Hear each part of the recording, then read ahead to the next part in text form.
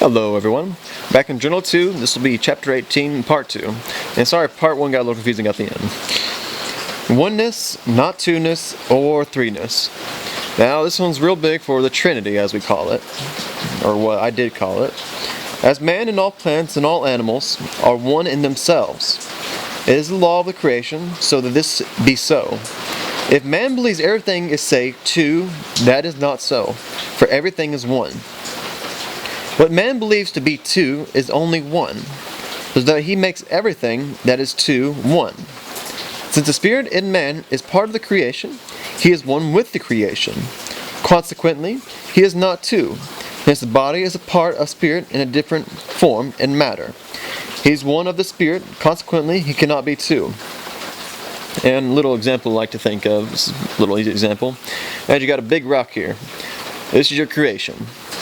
Break it in half, you got a big rock over here, a little smaller over here, and this is God's creation, still from one big rock. Now God, he splits off and makes a bunch of little rocks, all still part of this one giant rock at the end of the day. All is one. There ain't no two-ness, three-ness, there wasn't just meat in the beginning, two rocks. No, it's one giant rock. We'll imagine it like that. That's how I like to imagine it, at least. But you can't really put limits on it, I suppose.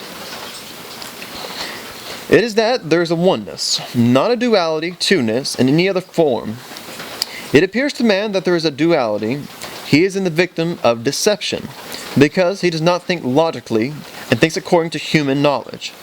If he, however, thinks in the knowledge of the Spirit, he finds the logic which is also in the law.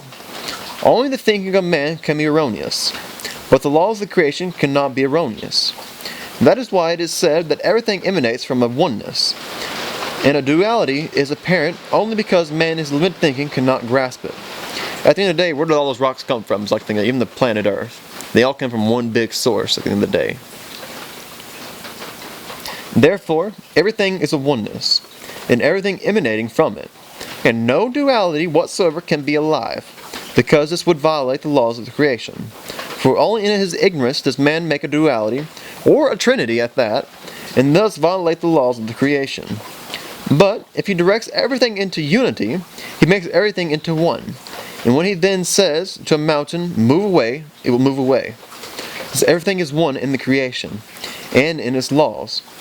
And in the creatures and in matter, it is without error.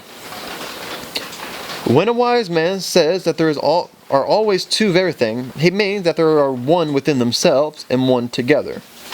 It is only according to appearance that there are two. For in itself and also together it is always one. Further, since the bad is one in itself, because it is also good in itself, and also together. It is always only one. Since split, they are also one, and a oneness, just like that rock example. They are also unsplit one and a oneness. For that is the law of the creation. Consequently, it appears that there are two parts, just like it appears as creation and God, which, however, are one in itself, and are also one when unsplit. If this all seems redundant, please bear with me, for all this will eventually go forth to man in general, and all are not perceiving and understanding as ye of the advanced souls. Further, and here we are going to get into trouble because of the triune, or known as Trinity, perception. I will also explain the power of the triune, but it is not as easy as ye ones have been taught in this experience. If man maintains that the threeness also exists, then their spirit is confused by some kind of cult teaching. I always use the term cult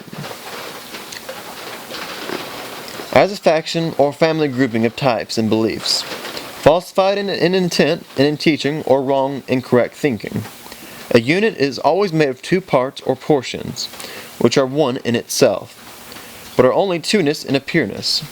Since man is a unit of two parts, and the spirit a unit of two parts, both become one in itself and one together.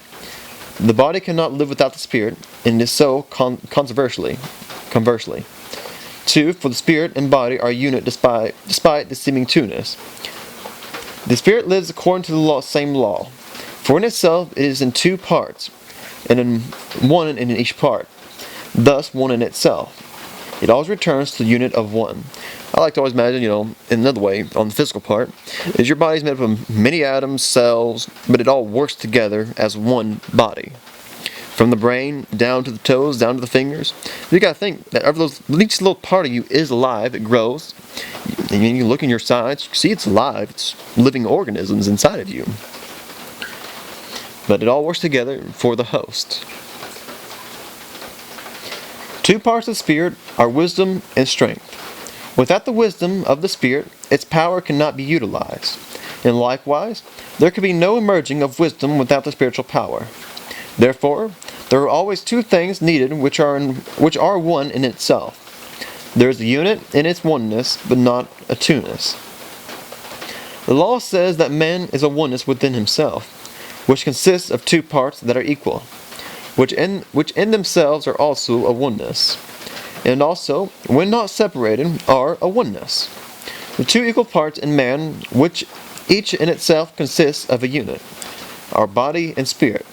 Therefore, when man is being taught by the scribes that man lives in a threeness, this teaching is erroneous and falsified, for it is not taught according to the laws of the creation. And that's where we're stopping part 2.